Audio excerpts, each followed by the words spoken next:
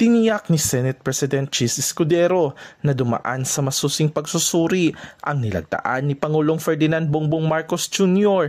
na 6.326 trillion pesos na 2025 national budget. Ayon kay Escudero, ang pinirmahang 2025 General Appropriations Act o GAA ay resulta ng isang collaborative process o pagtutulungan ng iba't ibang sektor. Bagamat medyo natagalan ang paglagda, iginiit niyang normal ito, bahagi ng proseso ng pagbuo ng pambansang budget. Aniya, ang 2025 GAA ang pinakamahalagang panukalang batas na taon-taong pinoproseso ng Kongreso dahil ito rin ang pinakamahaba at pinakakomplikado.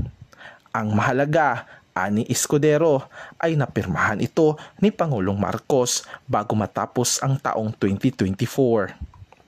Sinabi rin ni Escudero na ang pahayag ng Pangulo ukol sa pagsasaalang-alang sa inputs ng publiko sa pagprepaso ng budget ay isang malinaw na sinyales na buhay ang demokrasya sa bansa.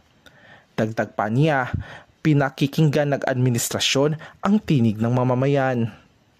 Bagamat nais ng mga mambabatas na mapanatili ang kani-kanilang amendments, umiiral pa rin ang prinsipyo ng give and take sa pagsasapinal ng budget.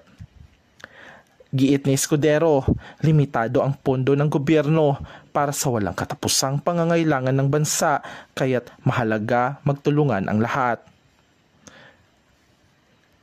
Mula sa Senado, ako si Ayan Unyot.